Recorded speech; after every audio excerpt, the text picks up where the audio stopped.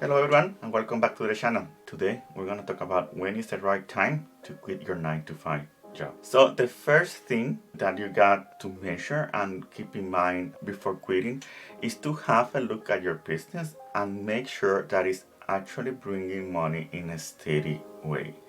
So it's actually you have a process and you can repeat that process over and over to generate more leads and generate more income with your customers. I think this is key because then you have proven that you actually have a model and that what you're selling people want it, and that if you put more time and effort into that specific side hustle business that you have, you can increase the revenue and you can increase the number of customers.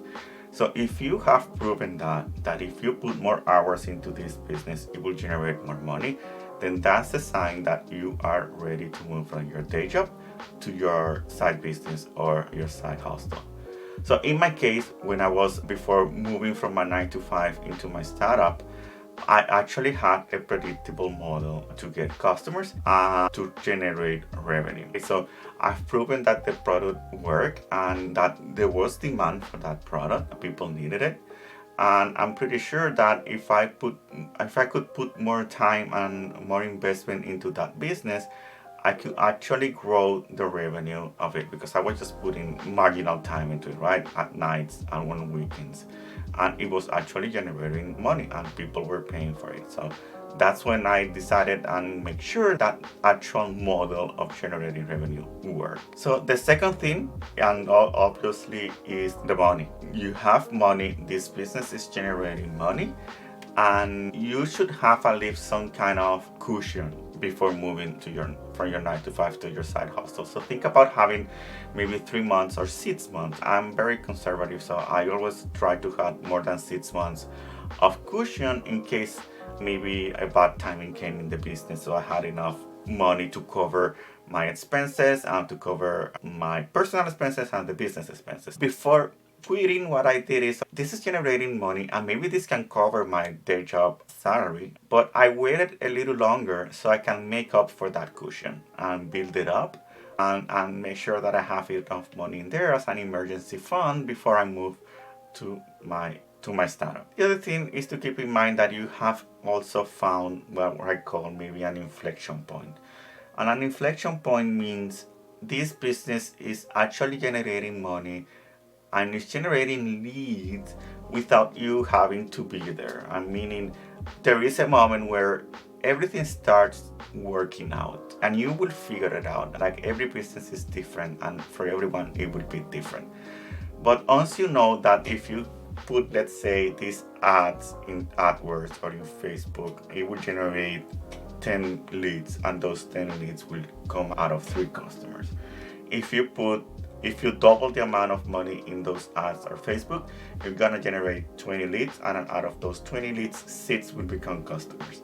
You have proof that something works. So once you prove that works, means that you've reached that inflection point where you no longer need to be figuring out how to generate customers or how to sell your product. You actually know, just move over those levers and things will work out. So that what I would mean, that inflection point, that this is generating money. I just need to make things better or make a product better and I will sell more. So the other thing is that I waited for my startup to cover my salary. And I know that's a long time to wait, but I wanted to be comfortable that business could actually cover my salary so I can cover my personal expenses.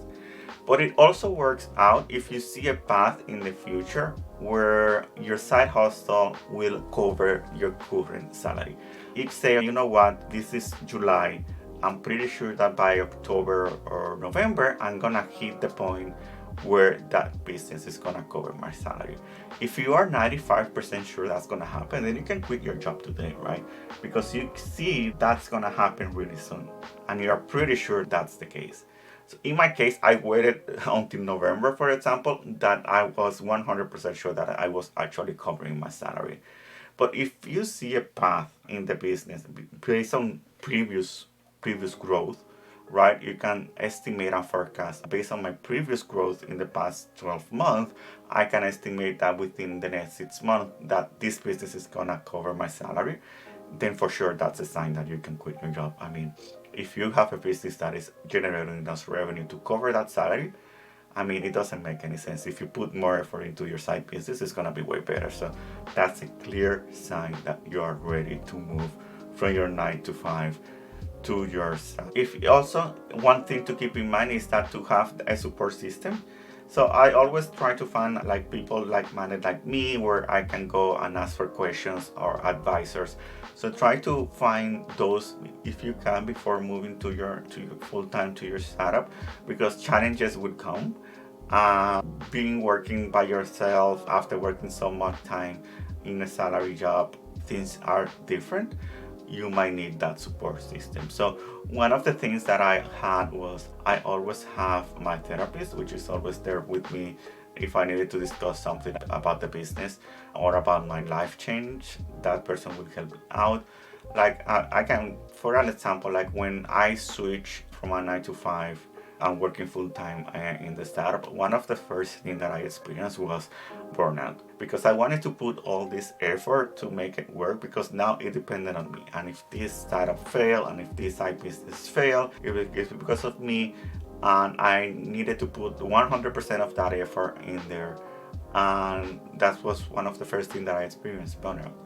And I always thought, well, if this thing failed, what I'm gonna do? I'm gonna have to go find a 9 to 5, and how much time I'm gonna spend looking for one. So then, because I had that support system, my therapist was there, and I was able to discuss all of this and actually help me out figure out a routine and how to let go of those thoughts and feelings, and be able to cope with me working alone and all the work that needed to be done, and how I can start distributing that and take care of myself during that process. So that person helped me out a lot, and I always have it there as a resource and as part of my support system. So I suggest that figure out and have people that you can reach out if you have questions, because the lifestyle is different, the pressure is different, and you might need to ask questions and you might need that support. So try to find that out before you move on full time to your startup.